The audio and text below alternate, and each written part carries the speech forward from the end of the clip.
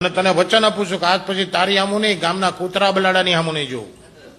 પણ જવા દે બોલે કે નહીં, ગઈકાલ જવા દીધા ને વાત થઈ ગઈ, હવે નહીં. કે જો તને ગઈકાલે મજા આવી હતી ને, આજ ફરી મારલે પણ જવા દે. વાગે તો ફરી બાપુની ગાંડમાં વાઘ ગયા ને બાપુ ગયા. આ બાપુ કે ભોજડીનો 2 દીથી મારી જાય છે, કાલ 100 ગોળી ભરાવીને આવું 6.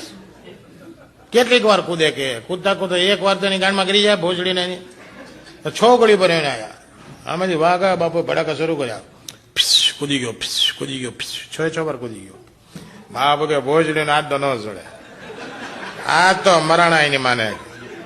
એટલે વાઘ પાયા હોય ને, પેલા બાપુએ વાઘને લલચાવવા માટે ચોયણો કાઢી નાખ્યો, જબ્બો ઊંચો કરીને ઝાડના ટેકે આમ ટેકો દઈને ગાંઠ ધરીને ગોઠવાઈ ગયા. એટલે વાઘ પાયા આવીને બાપુની ગાંડે તપણું મને કે બાપુ જંગલમાં શિકાર કરવા આવશો, ગાંડ મરાવા આવો.